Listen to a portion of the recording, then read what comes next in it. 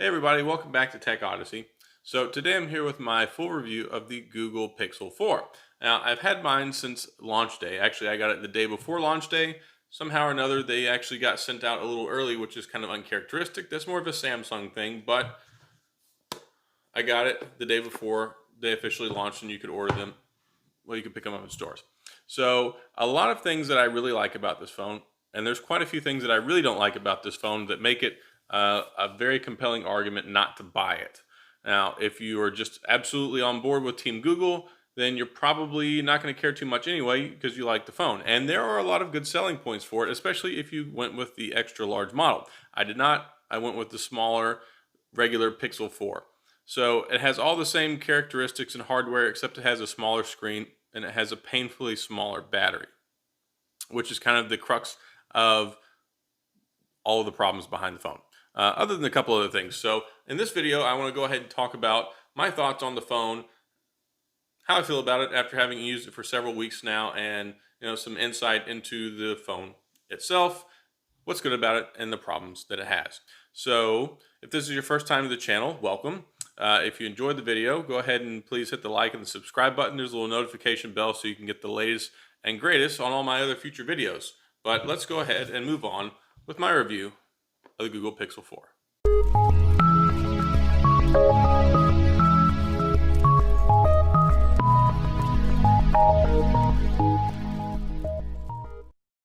All right, so here we have the Pixel 4 in all of its glory with its 5.7-inch OLED screen. It has a Corning Gorilla Glass 5, HDR, always on display, 90 hertz refresh rate. It's got the fancy cameras on the back, the 12 megapixel primary shooter with the 16 megapixel 2x telephoto zoom lens. And then it has an 8 megapixel selfie camera on the front. They are both capable of doing portrait shots, which it actually does really well. One thing that they're known for. It has stereo speakers, which sound really nice. It has wireless charging, Bluetooth 5.0. It's got all the bells and whistles. It's got quick charge, and it's got 6 gigabytes of RAM and a 2800 milliamp battery, which is incredibly small and doesn't last very long like I talked about. But glossing over that now, we have the squeeze feature for the Google Assistant, which works nice. It's very, very easy. You can configure it so you can squeeze it lighter or harder, and then you can put a case on it, and with most cases, it should still work, as evidenced here, ta-da, in this case. So that's kind of a quick rundown of the specs. All right, so first things first, as you can see here, I don't have the phone in my hands right now, and I'm using this opportunity to illustrate a point. It's in the other room on the charger right now because it's dead for the second time today. Now, some people may have some concerns about my methods when using the phone, but there are two ways you can use the phone. You can use the phone the way you want to use it, and you can use the phone the way that Google wants you to use it. So if you use it the way that Google wants you to use it, you'll have the adaptive brightness on, which changes all the time. Of course, the screen is very dim. It's one of the most dim screens that you can get, especially in a flagship model. Very terrible. It's okay when you have it 100% brightness, but then it kills the battery really fast. So they have adaptive brightness, they have adaptive battery, they have the smooth motion display with the 90 hertz, which will kick on and off at certain times when it's above 75% brightness. They're supposed to be working on a patch for that, but all those nice added features kill the battery. So if you turn on all the adaptive stuff and you run it the way that Google wants you to run it, where basically the screen is dim, you never get 90 hertz on your refresh rate, and you never have the brightness turned up, then yeah, you can probably squeak out about 4.5, 5 hours of screen on time. If you're not doing anything intensive, you're not playing Mario Kart, you're not using the screen for long stints of time.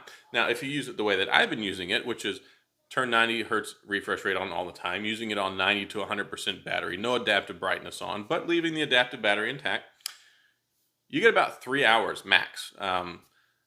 Tinkering with it some, turning the brightness down to like the low 80s, I was able to get, I think one day close to 4 hours. But normally between 3 to 3.5 hours. And I have some illustrations here because I've been taking screenshots for 2.5 weeks now, maybe 3 weeks, however long since I've been using this phone. And I've been complaining about it on Twitter. I have tweets galore. I'm trying to kill it 3 times in one day. It's on the charger right now for the second time today, from 6 o'clock this morning up until 7 o'clock this evening, a whopping 5 hours maybe 5.5 hours combined screen on time. And it's really, really bad. But when it does work, it works great. I love the 90 hertz refresh rate, the smooth motion, the display, it's fantastic. The colors are nice and vibrant when you have it 100% brightness. And then in addition to that, the cameras are fantastic. Now, I do wish that they had the widescreen camera on there like every other mainstream flagship phone that came out this year. They didn't do that. They decided we're going to go all in with the zoom lens.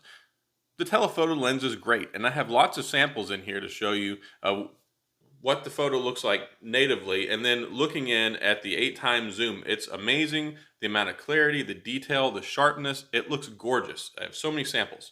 So when you're using the phone, if you could take the battery out of the equation and throw a wide angle lens on here, it would be the perfect phone.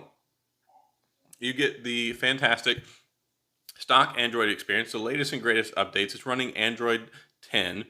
Totally love it. The swipe gestures, it took like a day or two to kind of get into, but really and truly, I really, really like this phone. And it's painful and it hurts because I want to use it. I want to use it all day.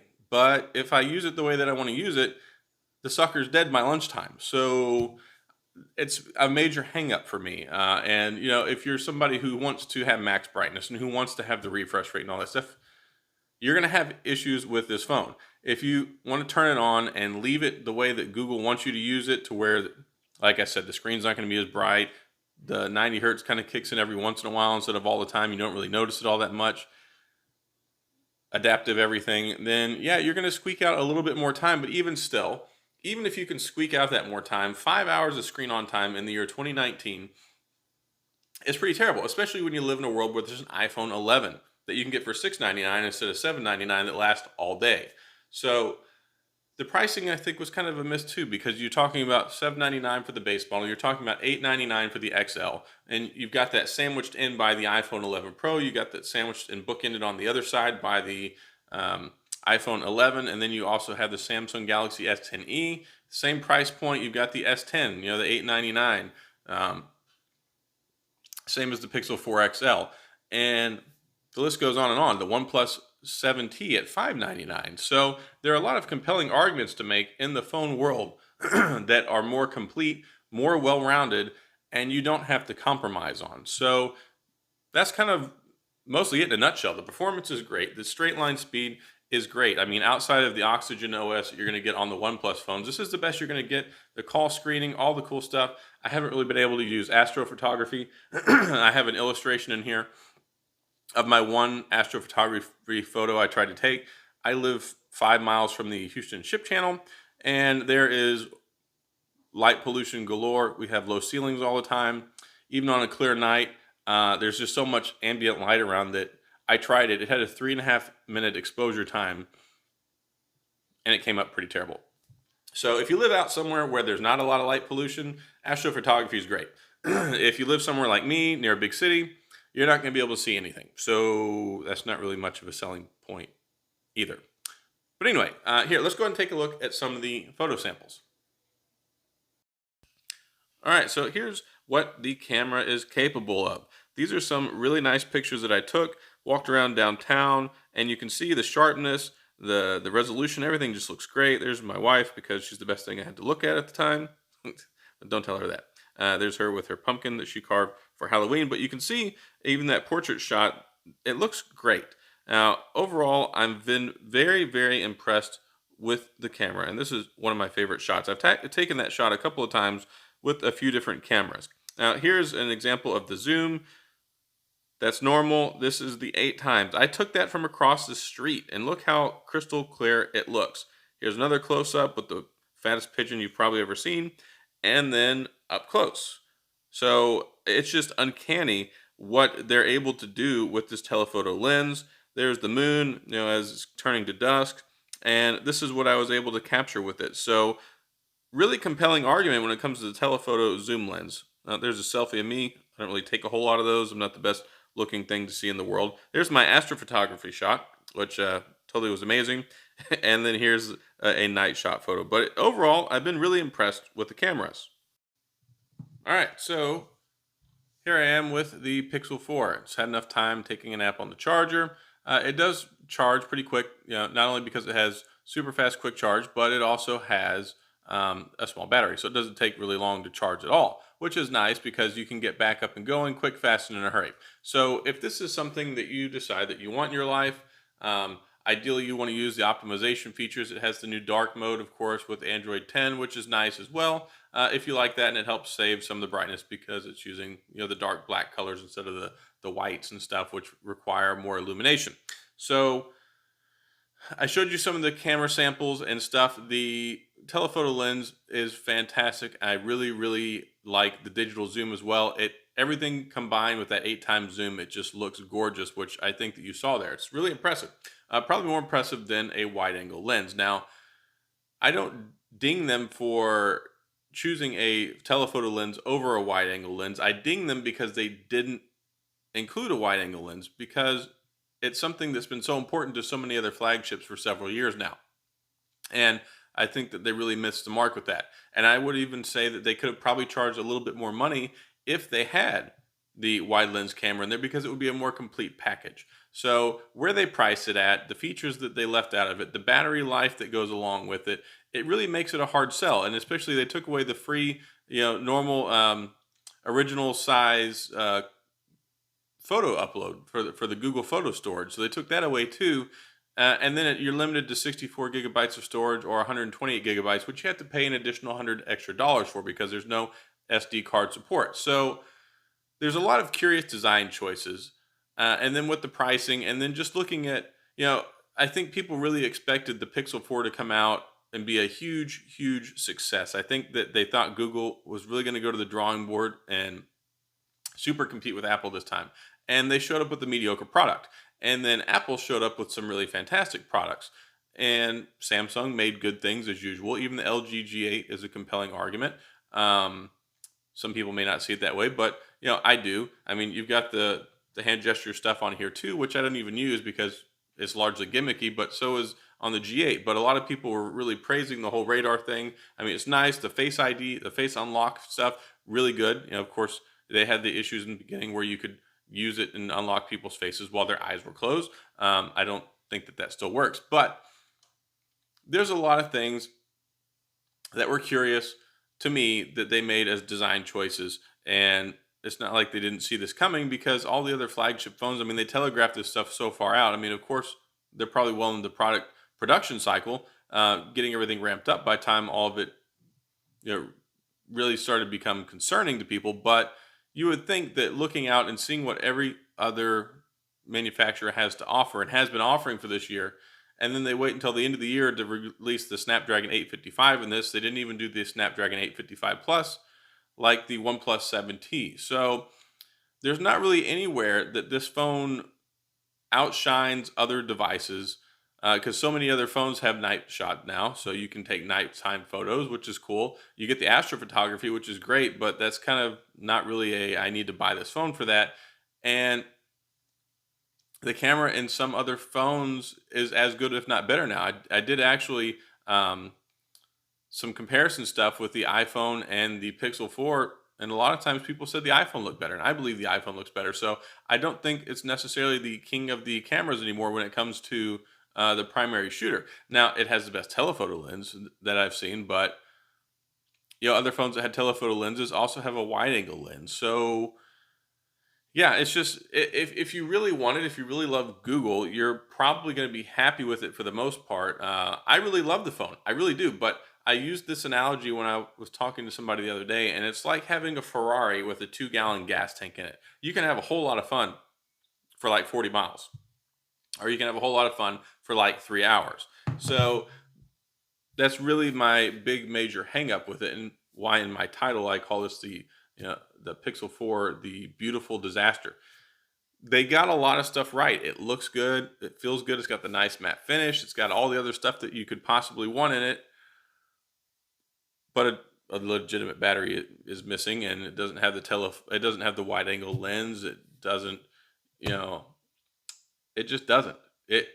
There are too many hurdles in between me being able to say I think you should go out and buy this phone, because there's not many people that I would recommend this phone for, especially at the price point. All right, so that's all I've got on my review of the Google Pixel 4.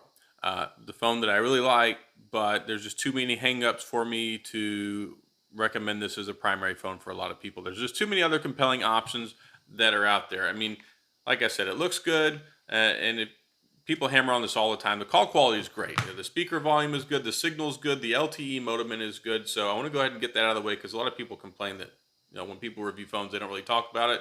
Um, I've had no issues with it. Great reception, great signal quality, much better than the iPhone 11 Pro with its garbage Intel modem. But here we are, Pixel 4 time, and I think I've been pretty candid in this video with my thoughts towards it, and I don't want that to cloud the overall arching fact that I really like it. I really like this phone. I like using it more than I do like using my iPhone in most circumstances. It's just that it won't get me through half the day without having to recharge it. So yeah, that's a fundamental issue. And if you want to get into the argument of, well, you could put it on dark mode, you could put it on adaptive brightness, you could turn the brightness down, you could turn off 90 hertz. If you have to go into that laundry list of well if, why are you buying this phone that has these features? If you need to turn the 90 hertz off so you can enjoy the phone, so you can use it for half a day, then why is it there in the first place?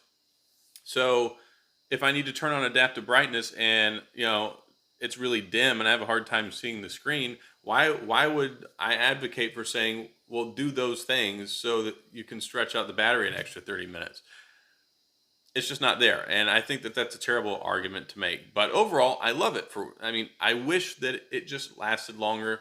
I do wish it had the wide angle lens. I ding it more for the battery than the wide angle lens because really the telephoto opens up so many opportunities that the wide angle doesn't. So I think they got a lot right there. But at the price point, the $799, the $899, and the shortfalls of the phone, I really like it. I really do. That's why I hate having to say these things about it. But it is what it is, and it's their product to stand by, and it's mine to take a look at and give you my objective thoughts and feelings on the device. And viability is picking it up as a phone because that's what we're here for. So that's all I got on the Pixel 4. If you have any questions or comments, please feel free to leave them down in the comments section. Hopefully you enjoyed the video. Hopefully this was insightful. Try to make things as objective as possible. I know I do have my hangups with the certain areas on it, but it is what it is at the end of the day, and that's what I have to say about it. So anyway, again, thanks for tuning in. I'll be happy to answer your comments and questions if you have any of those. Thanks for tuning in, guys. I appreciate it. Like I said in the beginning, if you like the video, hit the like and the subscribe button, hit the little notification bell so you get the latest and greatest. And as always, I'll see you guys next time.